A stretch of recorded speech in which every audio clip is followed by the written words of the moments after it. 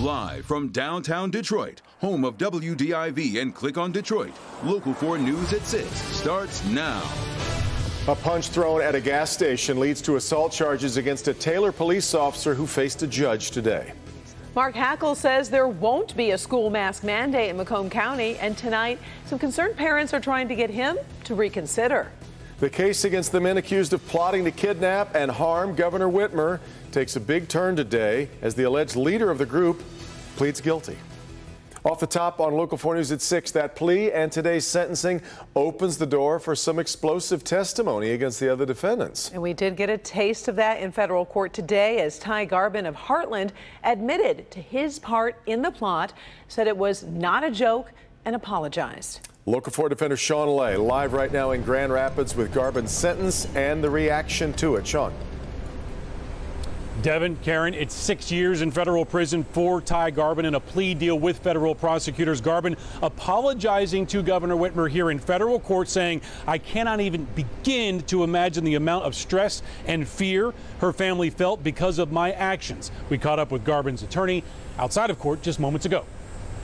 I think Ty was both relieved, appreciative, but most of all, I think Ty, this is what we hoped for. 6 years in prison for Wolverine Watchman leader Ty Garvin of Heartland for his admitted role in the plot to kidnap and kill Governor Whitmer. Garvin is the only defendant in the massive conspiracy case to plead guilty. In federal court just moments ago, Ty Garvin apologizing to Governor Whitmer and her family. He truly was sorry for what he did, and the steps that he has taken to undo what he did were both the two biggest factors in that sentencing today. Governor Whitmer says her life will never be the same. Garvin now agrees to testify against his friends he says he plotted and trained with. Ty came to us and said, "I know what I did.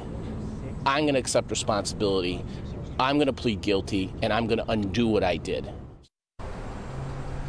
Big picture here, the judge says he's holding up this entire case as a deterrent for anyone who is online or finding themselves aligning themselves with groups he says that are becoming radicalized or radicalization. Meantime, Garvin's attorney told the judge Garvin will be the star witness for prosecutors once the other men go to trial. Live in Grand Rapids tonight, Sean Lay, Local 4 News Defenders. That is quite a day in Grand Rapids. All right, Sean. At times today, it felt like nearly 100 degrees outside. In fact, much of the viewing area is still under a heat advisory. So let's check in with Andrew for the latest. Exactly right. That heat advisory really goes until 8 o'clock this evening. So even as the sun is setting right now, although there is no rain, we're still looking at blazing sunshine and dangerous conditions depending on where you are. I mean, look at temperatures right now. New 6 o'clock numbers are in, still near 90 degrees for our friends in Pontiac at 88, while it's 87 over at City Airport. And those heat indices just about as high as yesterday, easily low to middle to even upper 90s. We're looking at 92 is the current heat index in Lapeer. Same thing over in Ann Arbor. 96 is what it feels like in Adrian, 95 in Sandusky. And as you can see, in Sandusky, much of the thumb not included in this heat advisory. So despite this, still take the precautions you can. Make sure you drink plenty of water, stay hydrated, stay cool, and stay healthy. Outdoors, we're still looking at blazing sunshine with 86 degrees over at the airport, but it feels like 93. We'll talk about when relief is coming back. So far, no rain for today. It's all to our south. So when's our next chance of shower activity? I've got the answer to that as well coming up. Let's turn our attention now again to the coronavirus. Michigan seeing its highest 7-day case average since all the way back to May 15th. Let's take a look at the very latest numbers just released hours ago. It is a 2-day total of 4,326 new cases. That averages out to 2,163 cases a day. 38 more people have died. Meantime, it looks like booster shots will likely be recommended for people who got Johnson & Johnson's COVID vaccine. The company says phase 2 studies show people who receive boosters 6 months after the initial dose showed a 9-fold increase in antibodies from a month after the first shot. One day after Oakland County health officials follow the science and mandate masks for students and staff in schools, parents gather to protest. The decision impacts roughly 210,000 students. Oakland County leaders say the order aligns with recent guidance from the Michigan chapter of the American Academy of Pediatrics. Macomb County, on the other hand, will not have a school mask mandate, at least not according to County Executive Mark Hackle. And that's got some parents really concerned. Paula Tutman live at a safe in-person school rally they're holding today. Paula, they're trying to represent the side that maybe hasn't been quite as loud or visible in this debate. Yeah, and that really is a great point. And so I want to step aside because this is a rally. It's starting to dissipate just a little bit, but these parents think that they're not being heard. They're just getting organized. They say that you will see more events and they will get more insistent, keeping in mind that school starts for a lot of districts next week. How many children or teachers or staff have to become sick before you change your minds? It has become parent against parent and literally neighbor against neighbor as school begins in earnest for many districts as early as next week. And in Macomb County, for instance, only 6 districts, including the state's 9th largest, Warren Consolidated, and all MISD, or Macomb Intermediate School District staffers and employees, have mask mandates, but 15 districts have decided to remain mask optional. Have a choice.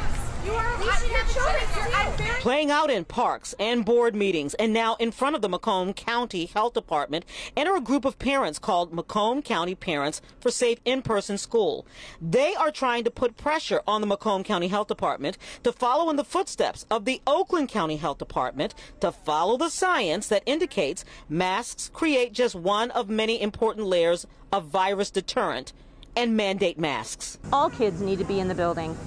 And issuing a mask mandate for the entire school district, universal, regardless of vaccination, is going to let all the children come to the building. There's people who are only caring about themselves. They're not thinking of people who can't get it and that.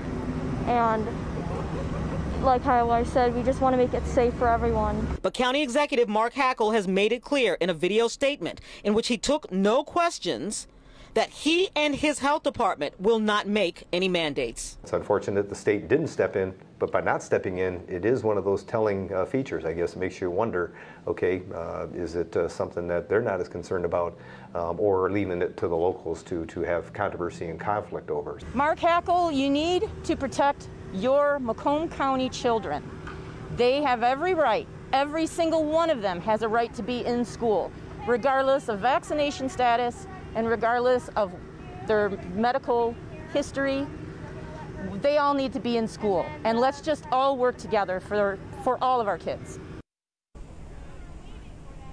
Now, you heard the numbers at the beginning of my story. The majority of districts, school districts in Macomb County, have remained districts, I guess you could say, of choice. So you have the masking option, but I just found out that one of those districts had actually created a mask mandate, and its school board just reversed it yesterday.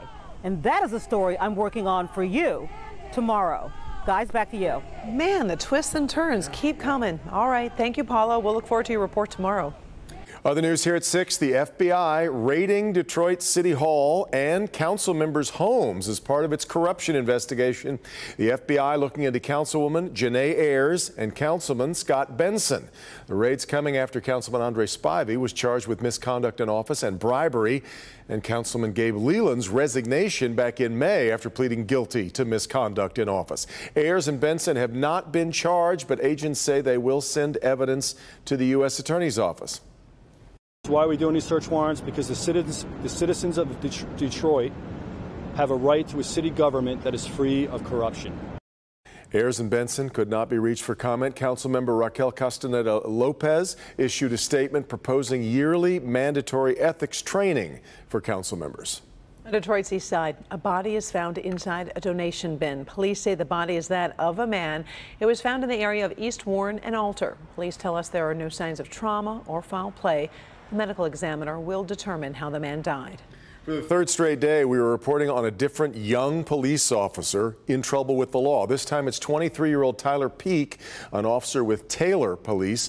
He's charged with assaulting a man at a gas station. Larry Spruill live with more on these charges and how things escalated in this incident. Larry. Well, good evening, Deb. And it all started with a police pullover between that police officer and that victim. Here's what happened. Judge, we would just ask that any bond be set with the condition of no contact with the complainant in this case. Wednesday, 23-year-old Taylor police officer Tyler Peak told a judge he was not guilty. Officer Peak is charged with misconduct in office for committing an assault and battery on April 1st, 2020. Prosecutor Kim Worthy's office said the man who was assaulted by the officer was allegedly involved in a domestic disturbance with his girlfriend. He was later pulled over by Officer Peak after leaving the house. Worthy's office said Peak allegedly walked up to the car and pointed his gun at him. According to police, Peak allegedly struck him multiple times on the ground after forcibly removing him from the car. The misconduct in office charge is a common law felony that carries a maximum penalty of up to 5 years in prison. The assault and battery charge is a misdemeanor. Now, Taylor Police Chief released this statement about the case. It says the City of Taylor Police Department was notified this afternoon by the Wayne County Prosecutor's Office that they will be charging one of our officers in connection with the police matter. The officer has been placed on unpaid administrative leave pending the outcome of the criminal case. And an officer was also given a personal bond. He cannot have any contact with the victim whatsoever. His CPL was also suspended, and he is due back in court on September 8th. We're live tonight. Larry Spruill, Local 4. Such an amazing streak of similar stories here this week. All right, Larry. Ahead here at 6, they ran lemonade stands, they did chores for their neighbors all summer long. And today, these 4th grade friends got to deliver the big donation they worked so hard on. And here's Dr. Frank McGeorge. Doc. It will soon be more expensive for many consumers if you need treatment for COVID-19. I'm Dr. Frank McGeorge. Coming up, the generous benefit that's going away and why, if you needed another reason to get vaccinated, this may be it.